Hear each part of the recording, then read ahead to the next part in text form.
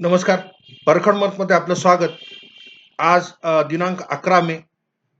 मराठा आरक्षण रद्द होऊन जवळपास 1 आठवडा झाला. आज महाराष्ट्राचं मंत्रिमंडळ मुख्यमंत्र्यांच्या नेतृत्वाखाली महाराष्ट्राचे राज्यपाल श्री भगतसिंग कोश्यारी यांना भेटायला गेलं. माननीय मुख्यमंत्र्यांनी त्यांच्या भेटीनंतर एक असं बाईट दिलं, की आवश्यक असल्यास ते माननीय पंतप्रधानांना भेटायला दिल्लीला जातील. याच्याविषयी वारंवार विधान आलेली आहेत. Facebook लाईव्हमध्ये सुद्धा माननीय मुख्यमंत्र्यांनी असं सांगितलं होतं, की सुप्रीम कोर्टाने म्हणे मार्गदर्शन केलंय. सुप्रीम कोर्टाने असं दाखवलं, की असं सांगितलं, की अ, अधिकार जे आहेत आरक्षण देऊ करण्याचे ते केंद्र सरकारकडे आहेत, राज्य सरकारला नाहीत. राज्य सरकारला हे लक्षात यायला सुप्रीम कोर्टाने सांगावं लागलं, की 102 व्या घटना दुरुस्तीनंतर राज्य सरकारला अधिकार उरले नाहीत. प्राणपणाने त्याच्याविषयी अ, प्रकरण जे लढवणारे वकील होते, त्यांना गाईड करणारी जी उपसमिती होती, यांनी प्रयत्न करून सुद्धा मराठा आरक्षण टिकलं नाही. मराठा आरक्षण टिकलं नाही, मराठा आरक्षण देता येणार नाही, ही सत्य परिस्थिती अजूनही राज्य सरकारने स्वीकारलेली दिसत नाही. म्हणजे मराठा आरक्षणाचा कायदा आम्ही म्हणजे राज्य सरकारने एक आणला होता. तो मराठा आरक्षणाचा कायदा सुप्रीम कोर्टाने रद्द केलाय आणि त्याचे जे कारणं दिलेले आहेत, त्याच्यामध्ये प्रमुख कारण आहे, की 50% पेक्षा जास्ती आरक्षण होतं. दुसरं कारण, की राज्य सरकारला अ, आरक्षण देऊ करण्याचा अधिकार नव्हता. तिसरं, गायकवाड आयोगाच्या अहवालामध्ये जे निष्कर्ष आहेत, ते निष्कर्ष चूक आहेत. महाराष्ट्रामध्ये मराठा जातीचं मागासलेपण सिद्ध होत नाहीये. आणि चौथं असं सांगितलं, की मराठा आरक्षण देऊ करण्यासारखी असामान्य व अपवादात्मक परिस्थिती सिद्ध करू शकलं नाही राज्य सरकार.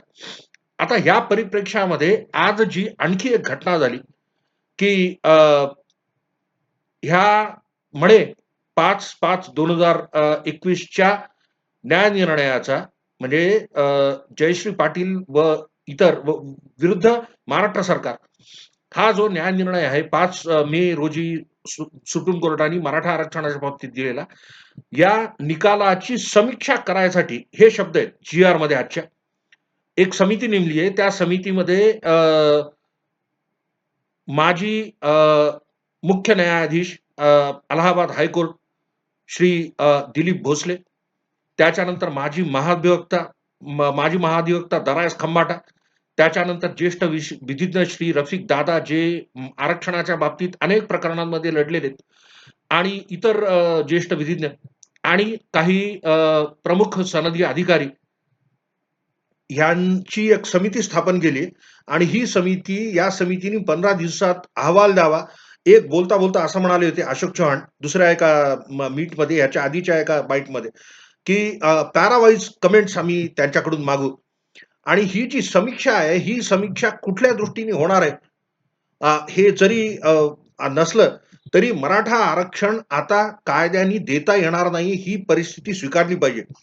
कारण जरी पंतप्रधानांकडे गेलं, जरी संसदेमध्ये काही याच्याविषयी हालचाल करायची म्हणलं, जरी राष्ट्रपतींनी त्या जे काय आता तरतुदी करणार त्याला राष्ट्रपतींनी जरी मंजुरी दिली आणि हा जर फार महत्वाचा आहे, तरी त्या आरक्षणाला साहजिक आव्हान देण्यात येणार आणि सुप्रीम कोर्टामध्ये अल्टिमेटली जेव्हा केव्हा याचा उहापोह होईल, या गोष्टीचा विचार केला पाहिजे, की सुप्रीम कोर्टाने असं ठरवलंय, की 50% ची मर्यादा भंग करता येण्यासारखी नाही. इंदिरा सहानीमधल्या न्याय निर्णयाविषयी खूप खल झाला. म्हणजे मराठा आरक्षण टिकवण्यासाठीची जी अगतिकता होती, त्या अगतिकतेपायी वेगवेगळे विधानं केली गेली. तामिळनाडूचा विषय जोडला गेला. ईडब्ल्यूएसचा विषय जोडला गेला. 2 विशेष अर्ज जानेवारीमध्ये राज्य सरकारतर्फे सादर करण्यात आले होते. एक अर्ज होता, की ज्या राज्यांमध्ये 50% पेक्षा जास्ती आरक्षण देऊ केलेलं आहे, त्या सर्व राज्यांना प्रतिवादी करावं. असा एक अर्ज आणि असा एक अर्ज, की ज्या राज्यांच्या आरक्षणाविषयीचे खटले सर्वोच्च न्यायालयात प्रलंबित आहेत, ते सगळे प्रकरणं मराठा आरक्षणाची टॅग करावेत. त्याच्यावर सुप्रीम कोर्टाने काही निकाल दिला नाही. या 2 अर्जांवर मात्र 8 मार्चला जेव्हा सुनावणी सुरू झाली, थोडक्यात असं, की ही सुनावणी ठरली होती सुरुवातीला 25 जानेवारीला. पण 20 जानेवारीला अर्ज करून ही सुनावणी पुढे तहकूब करा असं सांगितलं.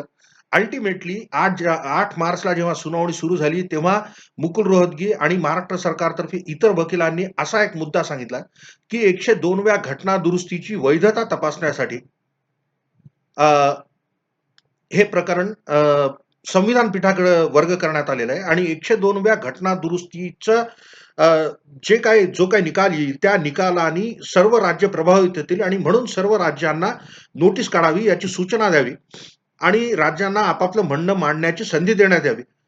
या त्यांच्या अर्जाला अ, अ, जे अटर्नी जनरल आहेत के वेणुगोपाल ते त्या दिवशी तिथं हजर होते सुनावणीला. त्यांनी सुद्धा दुजोरा दिला. त्यावरून सर्वच्या सर्व राज्यांना सूचना काढण्यात आली. आणि आता मराठा आरक्षण जेव्हा अवैध ठरवलं 50% मर्यादेचा भंग, तेव्हा इतरही राज्यांवर त्याचा परिणाम होईल. Ultimately all it will take is that somebody files a writ petition challenging the excess reservation. अर्थात ज्या त्या राज्यांमध्ये हे प्रकार चालू आहेत, सर्वोच्च न्यायालयामध्ये आरक्षण जिथं-जिथं जास्त झालेलं आहे, तिथं-तिथं प्रकरण चालू आहेत. तमिळनाडूचं प्रकरण सुरू आहे.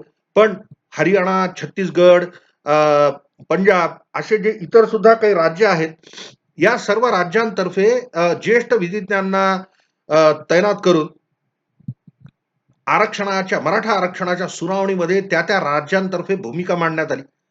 एक प्रश्न जो सुप्रीम कोर्टाने मराठा आरक्षणाच्या बाबतीत जी सुनावणी झाली त्याच्यामध्ये जे 6 मुद्दे होते. त्या 6 मुद्द्यांपैकी सगळ्यात महत्त्वाचा आणि पहिला मुद्दा होता, की बदलते सामाजिक संदर्भ, झालेल्या घटना दुरुस्त्या आणि इंदिरा साहनी न्यायनिर्णयानंतर देण्यात आलेले सुप्रीम कोर्टाने दिलेले निर्णय ह्यांच्या परिप्रेक्ष्यामध्ये 50% ची मर्यादा ओलांडावी लागेल का? एक आणि अशी मर्यादा जर ओलांडायची असेल, तर इंदिरा साहनीच्या न्यायतत्वाची कसोटी 11 न्यायाधीशांच्या घटनापीठाकडे वर्ग करावी का? आणि त्याच्यावर सुनावणी झाली. विषयाची व्याप्ती इतकी वाढली होती. मराठा आरक्षण वैध आहे की नाही हे ठरवायला जे मी आता 4 गोष्टी सांगितल्या, त्या 4 गोष्टींवर उहापोह होणं फक्त आवश्यक होतं. तसं न होता विषयाची व्याप्ती वाढावी, एक असा एक प्रयत्न असावा. म्हणजे तेव्हा तरी असं वाटलं होतं, की हे जगडव्याळ प्रकरण जर केलं, इतर राज्यांना ह्याच्यामध्ये गवलं तर सुनावणी लांबेल. असा एक प्रयत्न होता, की काय तशी परिस्थिती दिसत होती. पण सुप्रीम कोर्टाने खंबीरपणे आम्ही राज्य सरकारांना वेळ देणार नाही. राज्य सरकारांकडून आम्हाला प्लीडिंग्सची आवश्यकता नाही. त्यांनी आपली भूमिका काय आहे याच्या बाबतीतलं ब्रीफ नोटेशन्स द्यावेत. 15 तारखेपर्यंत हे व्हावं. 15 तारखेला सुद्धा सुनावणी टाळण्याचा भरपूर प्रयत्न करण्यात आला. 12 तारखेला शुक्रवारी एक अर्ज दिला होता. काही राज्य सरकारांनी आणि त्या राज्य सरकारांनी असं सांगितलं होतं, की आमच्याकडे विशेष परिस्थिती आहे. आम्ही तयार करू शकलो नाही जे सुनावणीसाठी. तर सुप्रीम कोर्टाने सांगितलं, की ठीक आहे, आम्ही तहकूब करणार नाही प्रकरण. तुम्हाला तुमचं म्हणणं मांडण्यासाठी वेळ देतो आणि सगळं झाल्यानंतर जवळपास शेवटच्या दिवशी सर्व राज्य सरकारांचं ऐकून घेतलं आणि असं ठरवलं, की 50% ची मर्यादा ओलांडता येणार नाही. आता केंद्र सरकारकडे गेलं, राज्य सरकार संसदेने सुद्धा काही केलं. राष्ट्रपतींनी त्याला मंजुरी दिली. पंतप्रधानांनी त्याच्यात हस्तक्षेप करून काहीतरी एक भूमिका मांडावी. जे अशोक चव्हाण वारंवार सांगत होते. मराठा आरक्षण उपसमितीचे जे अध्यक्ष आहेत मंत्री श्रीमान अशोक चव्हाण यांनी वारंवार सांगितलं, की केंद्राला उत्तम संधी आहे आणि केंद्राने अशी भूमिका घ्यावी. आता केंद्राकडं अधिकार आलेले आहेत. आता खरं जेव्हा सुप्रीम कोर्टाने सांगितलं, की केंद्राकडे अधिकार आहेत, तेव्हा माननीय मुख्यमंत्री सुद्धा सांगतात, की ह्याच्यासाठी आवश्यक असलं तर आम्ही पंतप्रधानांना मी जाऊन भेटेन आणि मी करबद्ध विनंती करतो पंतप्रधान आणि राष्ट्रपतींना त्यांनी या बाबतीत लक्ष घालावं. तर असं आहे, की माननीय मुख्यमंत्री महाराष्ट्र राज्य किंवा माननीय पंतप्रधान भारत सरकार यांनी कुठलाही कायदा केला आता, काही तरतूद जरी केली, तरी ती 50% च्या वर मराठ्यांना आरक्षण देताच नाही येणार. मग एक विकल्प राहिला, की अस्तित्वात असलेल्या एखाद्या प्रवर्गामध्ये मराठा समाजाचा अंतर्भाव करायचा. आता हा विषय असा आहे, की याविषयी कोणीही बोलायला तयार नाही. म्हणजे वेगवेगळे लोक जे समीक्षक आहेत, जे काही भाष्यकार आहेत, ते तथाकथित अभ्यासक आहेत, त्यांनी सांगितलं आणि मराठा समाजाचे एक मराठा समाजातला एक वर्ग असा आहे, की ज्यांची अशी मागणी आहे, की त्यांचा समावेश इतर मागासवर्गीयांमध्ये करायला पाहिजे आणि स्पेसिफिकली जे 19% दिलेले आहेत. कारण महाराष्ट्रामध्ये सब कॅटेगरायझेशन ऑलरेडी झालेलं आहे. पुनर्वर्गीकरण इतर मागासवर्गीयांचं महाराष्ट्रामध्ये झालेलं आहे. त्याच्यामध्ये विमुक्त जाती अ, आणि ज्या नोमॅडिक ट्राइब्स भटक्या जमाती ज्यांना म्हणू, त्या भटक्या जमातींचे सुद्धा 3 प्रवर्ग आहेत ब, क, ड. एकामध्ये धनगर आणि अलाईड जाती, एकामध्ये केवळ वंजारी आणि इतर ह्याच्यामध्ये लोहार वगैरे असे काही. तर हे जे सगळं आहे, या सगळ्यांना मिळून 11% आहेत. केवळ इतर मागासवर्गीय ज्याच्यामध्ये 346 जाती आहेत आणि याच्यामध्ये कुणबी मराठा, मराठा कुणबी आणि केवळ कुणबी, शिवाय त्याच्या लेवा पाटील वगैरे काही समाज आहेत. ह्या एकंदरीत 436 जाती असलेला जो प्रवर्ग आहे, ज्याचं नाव आपण ज्याला महाराष्ट्रामध्ये ओबीसी म्हणतो, केवळ ओबीसी इतर मागासवर्गीय, ह्यांना 19% आहे. या सर्वांना 346 जातींना मिळून 19%. यांच्यामध्ये पुन्हा गट करावेत. म्हणजे इतर मागासवर्गीय अ आणि इतर मागासवर्गीय ब आणि मराठा जातीला एक वेगळा कोटा द्यावा. अशी मागणी होत होती. अर्थात ते मेनस्ट्रीममध्ये कधी आलं नाही. पण काही लोकं असे आहेत, की ज्यांची डिमांड आहे, की इतर मागासवर्गीयामध्ये मराठा जातीला इतर मागासवर्गीयांमध्ये त्या मराठा जातीचा समावेश करावा. आता ह्याच्यामध्ये प्रॅक्टिकल डिफिकल्टी अशी आहे, की आता इथून पुढे कुठल्याही जातीचं इतर मागासवर्गीय म्हणून वर्गीकरण करण्याचा अधिकार केंद्र सरकारला आहे, असं परवाच्या मराठा आरक्षणाच्या जजमेंटमध्ये सुप्रीम कोर्टाने घालून दिलं. आता तो खल ती वेगळी गोष्ट, की 3 विरुद्ध 2 न्यायाधीशांनी हे जजमेंट दिलं. मेजॉरिटीनी जरी आलं तरी त्याच्यामध्ये तसे राज्य सरकारचे अधिकार घेतले नाहीत हिरावून 102 व्या घटना दुरुस्तीनुसार असं 2 न्यायाधीशांनी सांगितले. आणि म्हणून हे रिलिटिगेट करतील, रिव्ह्यू पिटिशन सादर करतील, पुनर्विलोकन याचिका किंवा क्युरेटिव्ह पिटिशन जे काही लीगल रेमेडीज आहेत, अर्थात जे पक्षकार आहेत त्या पक्षकारांना म्हणजे राज्य सरकार आणि मराठा आरक्षणाला आव्हान देणारे लोक, मराठा आरक्षणाला आव्हान तर ऑब्व्हियसली दॅट हॅज बीन अफेल्ड म्हणजे मराठा आरक्षणाच्या विरुद्ध मत नोंदवले सुप्रीम कोर्टाने. पण त्याच्यातले इतर प्रतिवादी म्हणजे हस्तक्षेप याचिकाकर्ते, मराठा आरक्षणाच्या केसमधले मुंबईतले इतर प्रतिवादी आणि राज्य सरकार या लोकांना कायदेशीर त्यांना तरतुदींनुसार रिव्ह्यू किंवा क्युरेटिव्ह पिटिशन हे 2 रेमेडीज आहेत. ते त्यांनी करावा का नाही हा सर्वस्वी त्यांच्या विवेकाचा भाग आहे.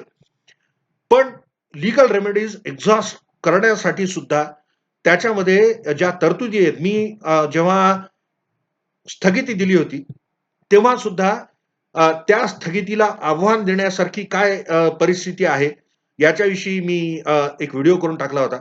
आता सुद्धा स्कोप अतिशय लिमिटेड आहे. खूप कमी वाव आहे, की ज्याद्वारे पुनर्विलोकन होऊ शकतं. पण पुनर्विलोकन जरी शक्य असलं, तरी पण ते या बाबतीत सुप्रीम कोर्ट आपला निर्णय फिरवेल का? ह्या प्रश्नाचं उत्तर अतिशय धूसर शक्यता आहे तसं काही होण्याची. अतिशय धूसर शक्यता. मग मराठा आरक्षणाचं इथून पुढं काय? तर मराठा आरक्षण हा विषय आता संपलेला आहे. हे गृहीत धरावं, हे सर्वांसाठी हिताचं आहे. मराठा जातीला जेव्हा आरक्षण देऊ केलं 2018च्या नोव्हेंबरमध्ये, तेव्हा ईडब्ल्यूएस आरक्षण लागू झालं नव्हतं आणि मूळ मराठा आरक्षणाची सुरुवात आर्थिक आधारावर, आर्थिक निकषांवर आम्हाला आरक्षण पाहिजे इथपासून झालेली आहे. म्हणजे अण्णासाहेब पाटील हे जे प्रमुख ज्यांनी मागणी केली आणि Annasaheb Patil backward class development corporation म्हणून त्यांच्या स्मृतीप्रित्यर्थ एक विशेष महामंडळ आहे. तर त्यांनी जो लढा उभारला होता, त्या लढ्यामध्ये मराठ्यांचं आर्थिक मागासलेपण जास्ती अधोरेखित झालं होतं. आता जो नवीन जे काय सुरू झालेलं आहे, म्हणजे गेल्या 5-10 वर्षातलं, त्याच्यामध्ये मराठा समाज सामाजिक व आर्थिकदृष्ट्या मागासलेला आहे, हे दाखवण्याची धडपड चालली आहे. आर्थिकरित्या मागासवर्गीयांना कारण तेव्हा आरक्षण मिळत नव्हतं. आर्थिकदृष्ट्या मागासांना आरक्षण लागू झालं फेब्रुवारी 2019 मध्ये. हा दैवदुर्मिळ आहे, की मराठा आरक्षण लागू झाल्यानंतर ते आरक्षण आलं. केंद्र सरकारतर्फे ती सोय करण्यात आली. संविधानाची दुरुस्ती संसदेमध्ये पारित करून 103व्या घटना दुरुस्तीनुसार आरक्षण देऊ करण्यात आलं. ईडब्ल्यूएस आरक्षण देऊ करण्याची तरतूद करण्यात आली. आणि हे जर आर्थिकदृष्ट्या दुर्बल घटकांसाठीचं आरक्षण तेव्हा असलं असतं. 10% आरक्षण येते. ज्यांना इतर कुठलाही सामाजिक आरक्षणाचा लाभ जे वर्ग घेत नाहीत त्या वर्गांसाठी ईडब्ल्यूएस आरक्षण खुलं आहे. ईडब्ल्यूएसचा लाभ मराठा उमेदवारांनी विद्यार्थ्यांनी घ्यावा असं मी माझ्या 11 सप्टेंबरच्या व्हिडिओमध्ये म्हणजे मराठा आरक्षणाला स्थगिती मिळाली 9 सप्टेंबरला. 11 सप्टेंबरच्या व्हिडिओमध्ये मी असं सांगितलं होतं की मराठा उमेदवारांचं समायोजन त्यांना ईडब्ल्यूएस प्रवर्गातून आरक्षण देऊन करण्यात आलं यावं. त्याच्याविषयी अधिकृत घोषणा जरी 22 तारखेला कॅबिनेटच्या मीटिंगमध्ये हा निर्णय घेण्यात आला होता. पण प्रत्यक्षात त्याचं मूर्त रूपात 23 डिसेंबरच्या जी.आर नुसार आलं. आता 23 डिसेंबरचा जो जी.आर आहे तो पूर्वलक्षी प्रभावाने लागू होईल का हा मुद्दा मुंबई उच्च न्यायालयामध्ये विकास आळसे नावाच्या उमेदवाराच्या रिट पिटिशन मध्ये हे ठरेल. अर्थात हे सगळं चालू असताना म्हणजे राज्य सरकारनी राज्यपालांची जाऊन भेट घेतली मंत्रिमंडळाने आणि एक नवीन असं की एका समितीची स्थापना केली आहे ज्या समितीने जयश्री पाटील विरुद्ध महाराष्ट्र सरकार या निकालाची मराठा आरक्षण रद्द करणाऱ्या निकालाची समीक्षा करावी आणि ती समीक्षा करून पॅरावाईज कमेंट्स त्याच्यावर द्याव्यात असं श्री अशोक चव्हाण मंत्री मराठा आरक्षण उपसमितीचे अध्यक्ष यांनी सांगितलं होतं. आणि ते कुठल्या दृष्टीने ते काय देतील की आता पुढे काय करण्यासारखं आहे या बाबतीत. अर्थात सुप्रीम कोर्टात जे काय करायचं ते जून 28 नंतर करावं लागणार आहे. तर त्याच्यामुळे ते प्रकरण तोपर्यंत प्रलंबित राहील. आज गठन केलेल्या समितीमध्ये महाधिवक्ता माजी महाधिवक्ता एक माजी उच्च न्यायालयाचे मुख्य न्यायमूर्ती श्री दिलीप भोसले अलाहाबाद न्यायालयाचे मुख्य न्यायमूर्ती निवृत्त श्री दिलीप भोसले, दरायस खंबाटा हे जे महाधिवक्ता होते ते, रफिक दादा ज्येष्ठ विधिज्ञ जे अनेक प्रकरणांमध्ये महाराष्ट्र सरकारची बाजू आरक्षणाच्या बाजूने मांडतात. अनेक प्रकरणांमध्ये त्यांनी भाग घेतलेला आहे. आणि इतर काही लोक सनदी अधिकारी आहेत, ज्येष्ठ सनदी अधिकारी सुद्धा या समितीमध्ये आहेत. या समितीने 15 दिवसात अभ्यास करून समीक्षा करावी आणि ते काय उपाय सुचवावे वगैरे वगैरे जे काय. पण मराठा आरक्षण रद्द झालं ह्या गोष्टीचा स्वीकार अजूनही महाराष्ट्र सरकारने केलेलाच असा नाही.